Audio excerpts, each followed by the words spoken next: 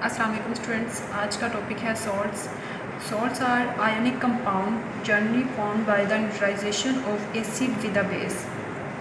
सबसे पहले देखते हैं कि आयनिक कंपाउंड्स क्या होते हैं। 9th क्लास में भी आपने डिस्कस किया था, पढ़ा था कि आयनिक कंपाउंड किस तरह से बनेंगे। तो आयनिक कंपाउंड को देखते हैं। सबसे पहले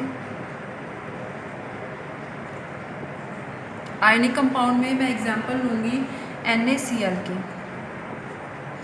एटॉमिक नंबर 11, एटॉमिक नंबर 17।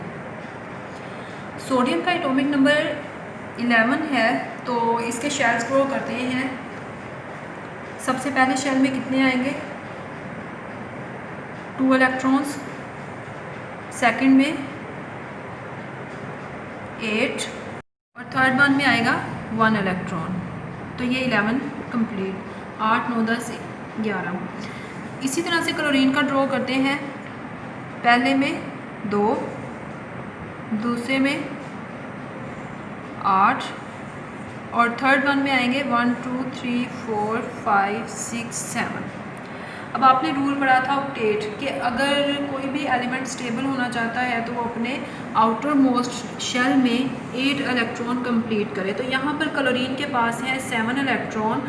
तो जैसे ही ये सोडियम के पास आएगा और सोडियम से 1 इलेक्ट्रॉन लेके अपना ऑक्टेट कंप्लीट करेगा, तो सोडियम ने क्योंकि इलेक्ट्रॉन दिया तो इसके ऊपर आएगा +1 चार्ज, और क्लोरीन ने 1 इलेक्ट्रॉन लेके अपना ऑक्टेट कंप्लीट किया और स्टेबल हो गया, और इसके ऊपर आएगा नेगेटिव चार्ज। लेकिन इन दोनों के अंदर एक बॉन्ड जनरेट होगा जिसे कहा जाएगा आयनिक बॉन्ड, जिसकी वजह से आयन्स ऊपर आए, जनरेट हुए। तो यहाँ पर आयनिक बॉन्ड जनरेट हुआ, आयनिक कंपाउंड। तो यहाँ salts are ionic compound generally formed by the neutralization. अब ये आपके पास क्या है? सोडियम पॉजिटिव, तो इसे कहा जाएगा कैटाइन, इसे कैटाइन कहते हैं। क्लोरीन के ऊपर है नेगेटिव चार्ज, इसे कहा जाता है एनाइन, कैटाइन एनाइन। जिसके ऊपर पॉजिटिव उसे कैटाइन और जिसके ऊपर नेगेटिव उसे एनाइन।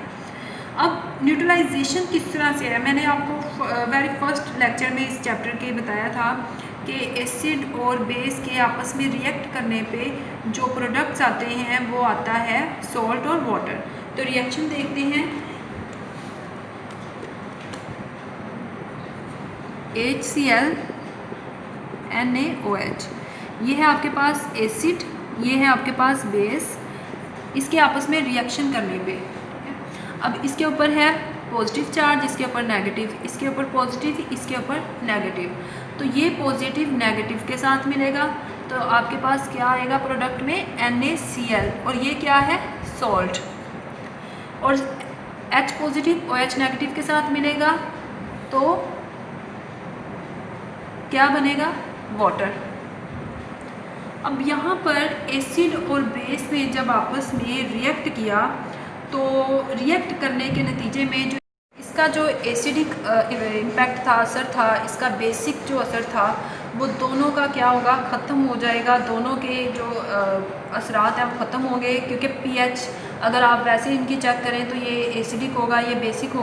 जिस पे पॉजिटिव नेगेटिव चार्ज नहीं होता उसका pH पे कोई असर नहीं होगा। तो बेसिकली आपस में एसिड और बेस के रिएक्शन करने पे एक न्यूट्रलाइजेशन रिएक्शन होगा और ऑलवेज क्या बनेगा? Salt plus water. तो ये आपके पास डेफिनेशन की सेकंड आप क्लियर हुआ कि by the neutralization of acid with a base. Salts are made up of positive ions and negative ions. Salts are always made with positive and negative ions. Positive क्या है? Cation, और negative क्या है? Anion.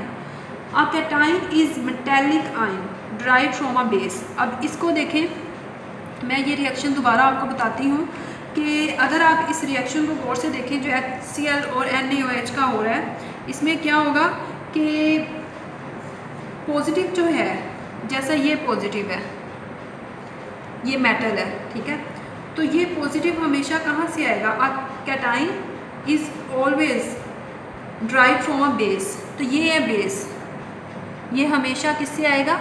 Base से, ठीक है। और इसी तरह इससे जो आपके पास नेगेटिव है, क्लोरीन नेगेटिव है, ये कहाँ से आएगा? अगर इस रिएक्शन को मैं इस तरह से निकालूँ तो ये एसिड से आ रहा है, ठीक है। तो जो बेस से आएगा Na+ जो मेटल, ये मेटल है, ये बेस से आ रही है तो इसको क्या कहा जाएगा, बेसिक रेडिकल। लेकिन जो एनाइन है जिसके ऊपर नेगेटिव चार्ज है, ये आ रहा है एसिड से, तो इसको कहा जाएगा एसिडिक रेडिकल। ठीक है, ये दोबारा देख लें, मैं रिएक्शन को क्लियर करके दिखाती हूँ कि अगर आपके पास ये रिएक्शन है HCl NaOH Na+Cl नेगेटिव, तो ये कहाँ से आया, बेस से। मेटल जो है वो किससे आई, बेस से, ये बेस थी और ये एसिड है। और ये जो क्लोरीन है ये किससे आया, एसिड से। तो कैटाइन और एनाइन का मैंने भी आपको बताया कि अ कैटाइन इज़ मेटालिक आइन, ये मेटालिक है। ड्राइड फ्रॉम, किससे निकला है, फ्रॉम अ बेस, बेस से निकला है, therefore it is called basic radical, while anion is derived from an acid, therefore it is called acidic radical। ये एसिड से निकला है तो ये एसिडिक रेडिकल होगा और ये बेसिक रेडिकल होगा। नेक्स्ट वन है कि अगर आप याद रखना चाहें, एक हिंट है कि आप लोग एनाइन है, ये एनाइन है और ये एसिड है, तो इससे आप याद रख सकते हैं कि एनाइन किससे आएगा, एसिड से। तो आप, ये हिंट है, आप इसको याद रखें कि जो एनाइन है वो हमेशा कहाँ से आएगा, A9 drive from N acid, A9 drive from N acid, तो बेस का आपको खुद ब खुद याद रहेगा। नेक्स्ट एक और हिंट मैं आपको बताती हूँ जिसमें आप याद रख सकते हैं कि किस तरह से जो है वो सॉल्ट प्रोड्यूस होंगे और आपको कैसे पता चलेगा कि ये सॉल्ट है।